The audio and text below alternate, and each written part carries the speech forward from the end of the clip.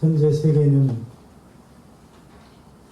러시아와 우크라이나 전쟁으로 인해서 큰 어려움을 당하고 있습니다. 러시아 우크라이나 전쟁은 에너지, 원자재, 곡물의 거래 중단과 가격 급등으로 이어졌고, 그로 인해서 나라마다 물가가 상승하고 고통을 받고 있습니다. 특히 수출로 먹고 사는 우리나라는 더욱 힘듭니다. 사방에 강한 적을 두고 있어서 한편으로는 무역을 해야 하면서도 다른 한편으로는 나라의 안보도 신경 써야 하기 때문에 얼마나 힘들고 어려운 상황인지 압니다. 이런 어려운 상황 속에서 우리 민족이 살아내려면 참으로 어느 때보다 지혜가 필요한 상황이 아닌가 싶습니다.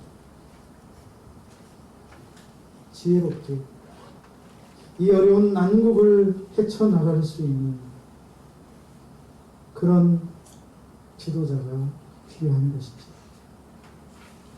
지혜롭게 그야말로 한 손에는 망치를 들고 다른 한 손에는 병기를 들고 비장한 자세로 이 난국을 극복해 나가야 할 시점입니다. 하지만 우리의 현실만, 이런 육신적인 현실만 그렇게 어려운 상황은 아닙니다. 영적으로 보면 더 힘들고 고통스러운 상황입니다. 이 시대는, 우리가 처한 이 시대의 영적 상황은 우리 민족이 처한 상황보다 더 심각하고 더 어려운 상황인 것입니다. 베드로전서 5장 8절 9절의 말씀, 너희 대적 마귀가 우는 사자같이 두루 다니며 삼킬 자를 찾고 있는 그런 상태이기 때문에 우리를 삼키려고 호시탐탐 노리는 사탄 마귀가 그 어느 때보다 강하게 역사하고 있기 때문에 우리의 영적 현실은 현실 세계보다 더 어렵고 힘든 시대라고 말하지 않을 수 없습니다. 마귀 사탄은 우리의 믿음을 약하게 하고 우리를 낙심하게 하고, 그래서 우리를 하나님의 사랑에서 끊어내려고 믿음의 자리에서 쫓아내려고 갖가지 방법을 사용하고 있습니다. 우리가 잠시 방심하기라도 하면 우리는 곧 이 강경한 사단의 먹잇감으로 전락할 수밖에 없습니다. 여러분, 우리가 이 사탄과의 영적 전쟁에서 어떻게 하면 승리할 수 있겠습니까? 그것은 지혜롭게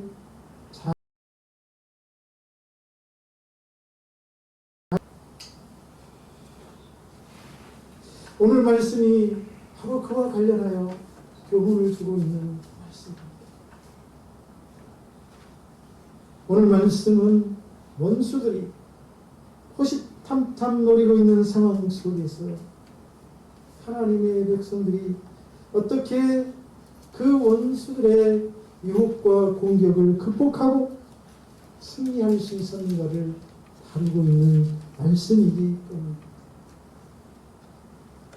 오늘 말씀의 배경은 바벨론 포로기, 그 말기 시대입니다. 북이스라엘은 아수르에 멸망하였고 얼마 후에 남유다마저 아수르의 후신인 바벨론 느부갓네살 왕에게 멸망하지 않았습니까? 그때 많은 백성들이 포로가 되어 바벨론에 끌려갔죠. 그리고 남유다가 멸망한 후 70여 년이 지났을 때 하나님은 고레스로 하여금, 바벨론의 왕 고레스로 하여금 이스라엘 백성들에게 본토로 돌아가라는 귀국 명령을 내리게 합니다.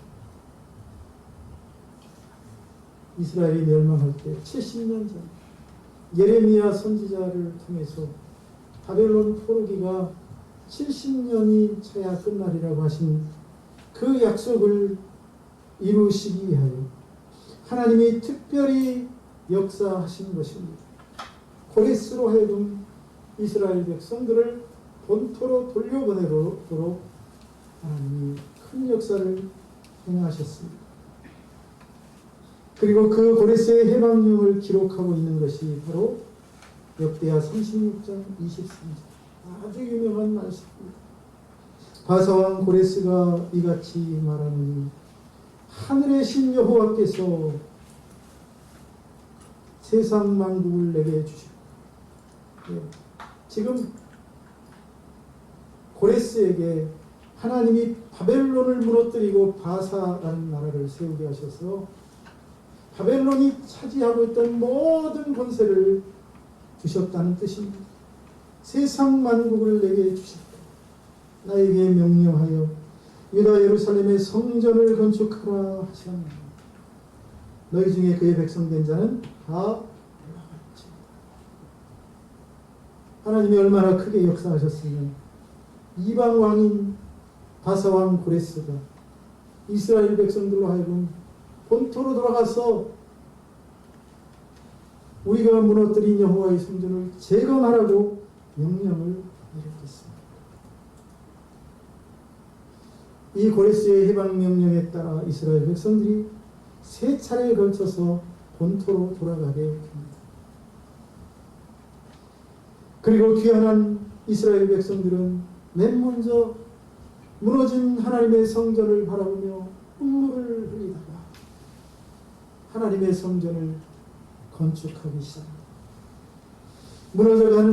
무너져버린 하나님의 성전, 그 화려했던 솔로몬 성전을 기억하며 그들은 없는 가운데서도, 가난한 가운데서도 하나님의 성전을 건축하고, 성전 건축 후에는 이제 예루살렘 성전을 재건하려고 했습니다. 하지만 그 재건 사업은, 예루살렘 성전을 중건하는 사업은 이방인들의 방해로 중단되고 말했습니다. 오늘 본문을 기록한 느헤미야라는 사람이 바벨론에서 마지막 세 번째로 본토로 귀환했던 사람, 페르시아 왕 아닥사스다 왕으로부터, 고레스 이후에 왕이 된 아닥사스다 왕으로부터 유다의 총독으로 임명을 받고 4만 명이 넘는 4만 2천 명에 달하는 유대인들과 함께 본토에 돌아갑니다. 그는 귀환과 동시에 중단되어 있던 예루살렘 성벽을 다시 중건하기 시작했지요. 하지만 그가 성벽 재건 공사를 시작하자마자 다시 그 공사를 중단시켰던 방해 세력들이 들고 일어납니다. 원수들이 나타난 것입니다. 그 세력들이 누굽니까? 4장 1절 그리고 7절을 봅니다. 산발락과 도비아와 아라비아 사람들과 암몬 사람들과 아스돗 사람들이라고 명확하게 기록하고 있습니다. 산발랏은 누구입니까? 산발랏은 당시 페르시아 정부가 사마리아 총독으로 임명했던 사람입니다. 그리고 남유다와 예루살렘은 그의 통치권 아래 있었습니다. 또한 도비아라는 사람은 암몬 사람인데 이 사마리아 총독인 산발랏의 친복이었습니다. 그는 귀환한 유다의 중요한 멤버들과 내통하면서 집요하게 성벽 공사를 진행하지 못하도록 방해하고 끊임없이 걸림돌을 놓았던 사람입니다. 산발랏, 도비아, 아라비아 사람들, 암몬 사람들, 아스돗 사람들은 서로 동맹을 맺고 이스라엘 자손들이, 귀환한 이스라엘 백성들이 예루살렘 성벽을 중건하지 못하도록 방해를 놓습니다. 심지어는 모의를 하고 저들이 방심하고 있는 틈에 쳐들어가서 그들을 다 죽이고 문제를 일으켜서 공사를 진행하지 못하도록 계획하기도 했습니다. 그들이 왜 방해를 했을까요? 그들이 왜 예루살렘 성전 중건을 그토록 집요하게 막으려 했을까요? 페르시아 왕, 자신의 통치 아래 있는 남유다 지역을 떼어서 따로 총독을 세우고 유다인들을 포로에서 돌려보내며 무너진 예루살렘 성전과 성벽을 건축하라고 하니, 오늘 말씀해 보는 것처럼 분노하여 남유다 지역까지 계속해서 자기의 영향권 아래 두려고 방해하고 건축하지 못하도록 장애물을 놓았던 것입니다. 그들은 그 성벽 공사를 막기 위하여 한편으로는 공사를 진행하고 있는 새로 부임한 유다 총독과 유대인들을 겁박합니다. 그리고 다른 한편으로는 페르시아 왕실에 갖가지 구실을 내며 계속해서 민원을 넣습니다. 돌아가면서 시끄럽게 합니다. 이들이 성전을 건축하면 왕이시여, 왕의 나라에 큰 손해가 될 것입니다. 저들이 얼마나 웃기는 민족인지 아십니까? 그러면서 계속해서 집요하게 민원을 넣습니다. 여러분, 이런 상황 속에서 포로에서 귀환한 이스라엘 백성들은 그 모든 원수들의 방해 공작을 이겨내고 마침내 성전을 완공하고 성벽을, 예루살렘 성벽을 완성합니다. 그들이 어떻게 원수들의 방해 공작을 이겨내고 성벽과 성전 재건을 완성할 수 있었습니까? 오늘 말씀을 보니 지혜롭게 행했기 때문임을 알 수 있습니다. 저와 여러분도 지혜롭게 행함으로 모든 원수들의 공격을 이겨내고 승리하는 삶을 살 수 있기를 주의 이름으로 축복합니다. 그들은 원수들이 자신들을 방해하고 공격하자 무엇보다도 하나님 앞에 기도하기 시작했습니다. 따라합시다. 기도하자. 기도가 원수들을 이기는 지혜이다. 9절. 우리가 우리 하나님께 기도하며. 우리가 우리 하나님께 누구에게 기도했어요? 하나님께 기도했어요. 산발락보다 더 힘이 있고 막강한 권력을 쥐고 있는 페르시아 왕실의 사신을 보내거나 사람을 보내서 변명하지 않냐고 누구에게? 하나님께 기도했다는 사실입니다. 느헤미야를 비롯한 모든 이스라엘 백성들은 기도할 것을 선포하고 하나님께 기도하기 시작했습니다. 그리고 마침내 그들은 그 집요한 원수들의 방해를 물리치고 하나님의 도우심으로, 누구의 도우심으로? 하나님의 도우심으로 성전과 성벽 재건 공사를 완성하게 됩니다. 15절은 하나님이 그들을 어떻게 도우셨는지를 기록하고 있습니다. 우리의 대적이 우리가 그들의 의도를 눈치챘다 함을 부릅니다. 그러면서 하나님이 그들의 꾀를 패하셨으므로, 할렐루야. 하나님이 패하시면 아무리 강한 원수들도 이길 수 없습니다. 골리앗이 얼마나 힘있고 강한 장수입니까?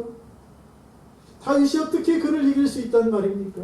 근데 하나님이 개입하시니 물맷돌로도 그가 쓰러집니다.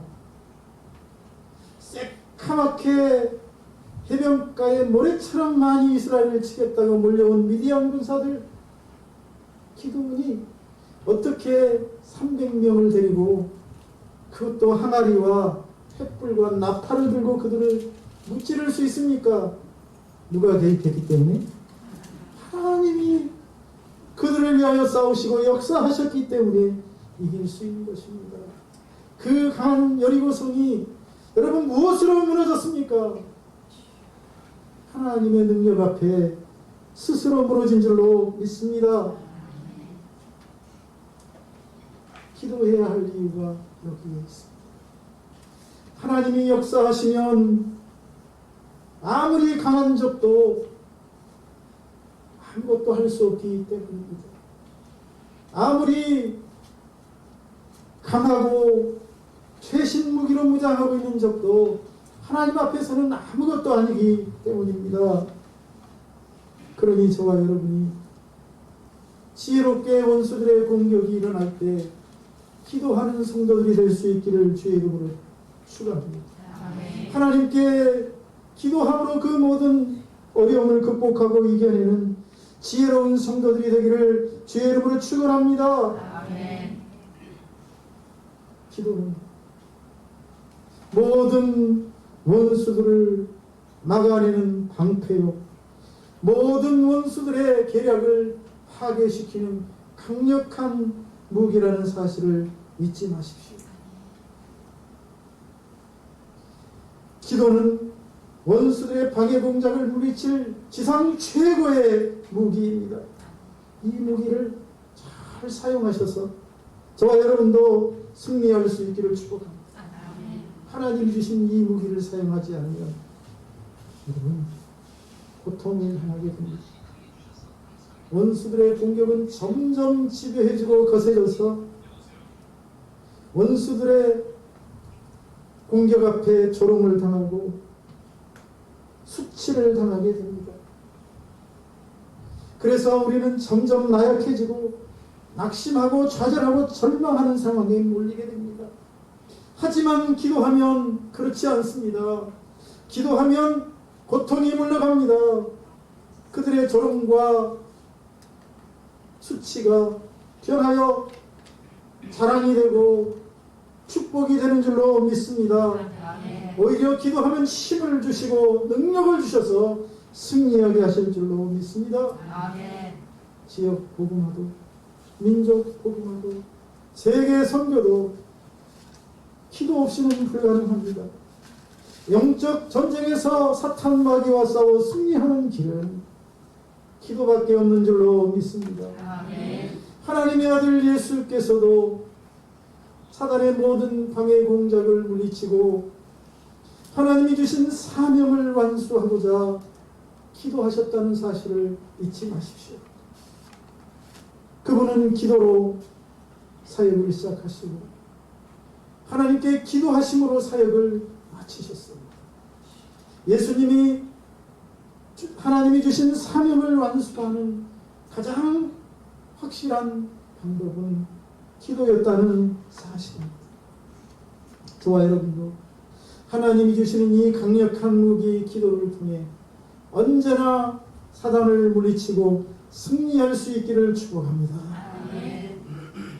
두 번째로, 오늘 이스라엘 자손들이 원수들의 방해 공작을 지혜롭게 대처하여 승리할 수 있었는데 그들의 지혜가 무엇인지 오늘 본문은 말해주고 있습니다.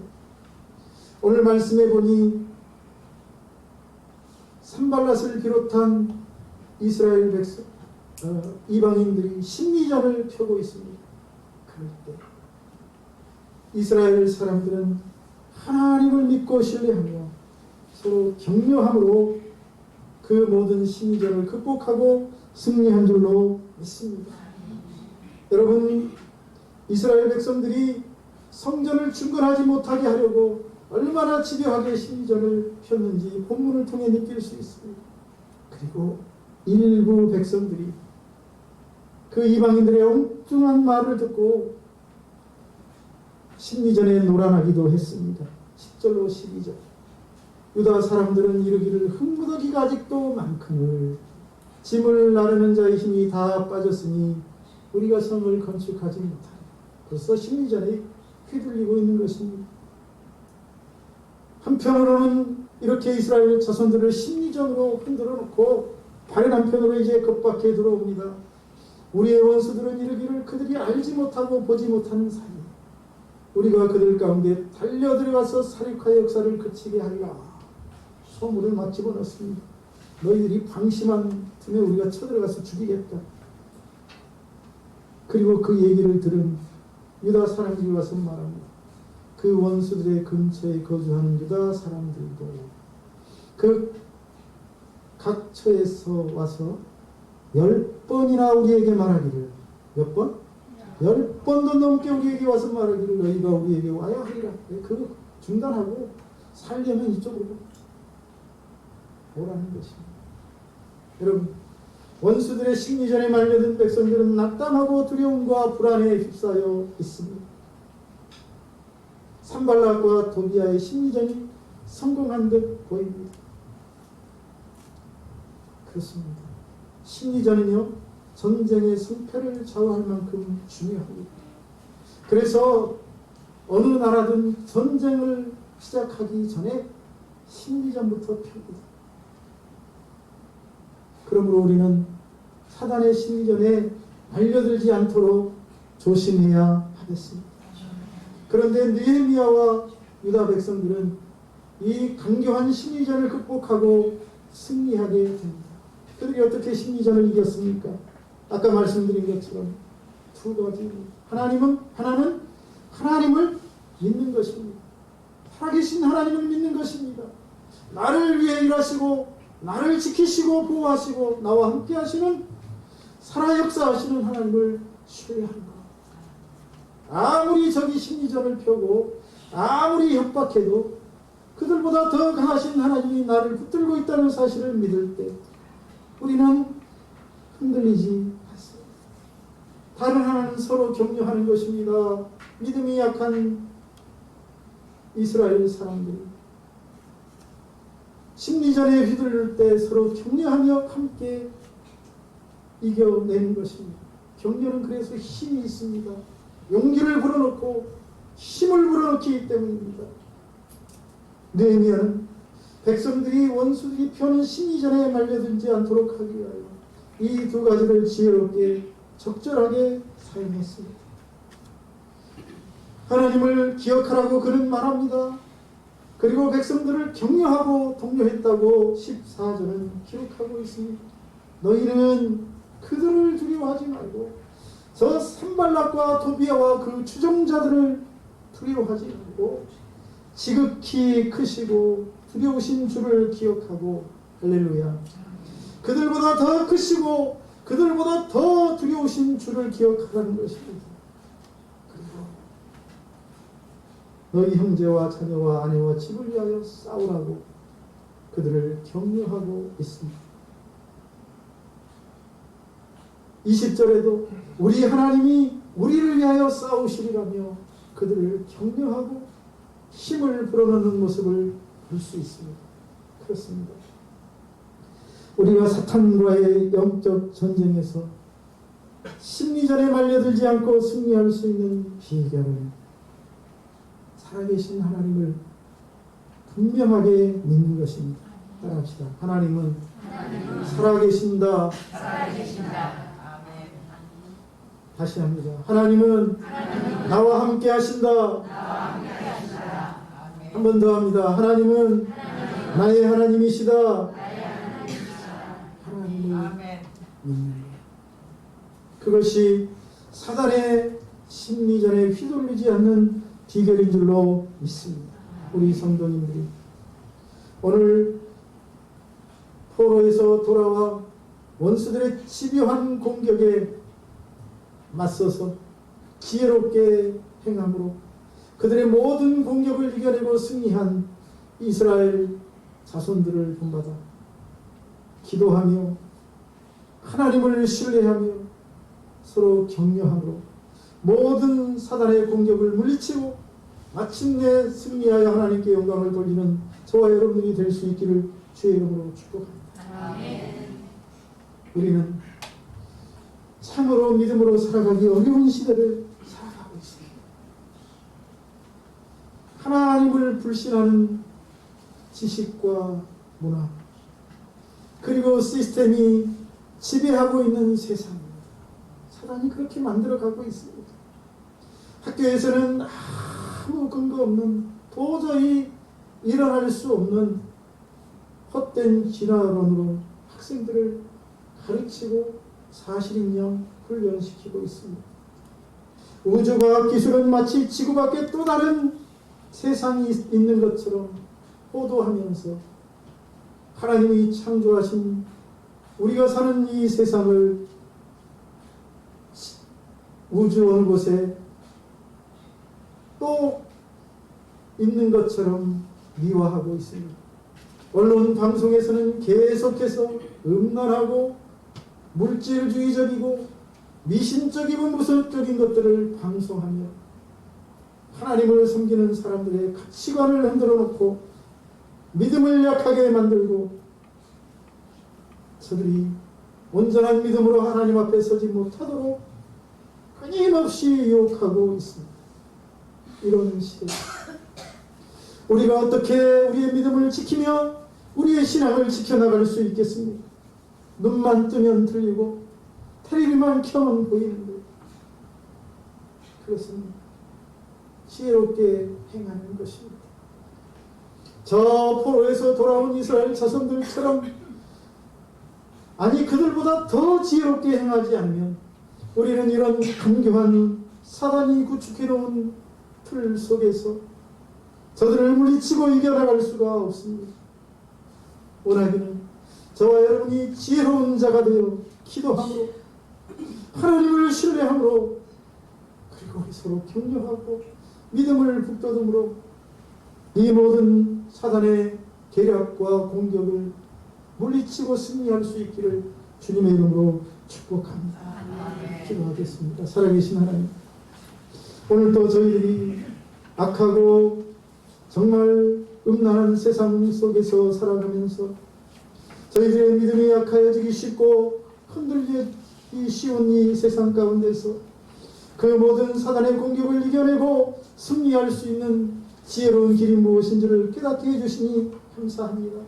우리 교회 모든 성도들이 지혜롭게 행함으로 사단과의 싸움에서 이 영적 전투에서 승리를 거두고 하나님께 영광을 돌릴 수 있도록 인도하여 주옵소서.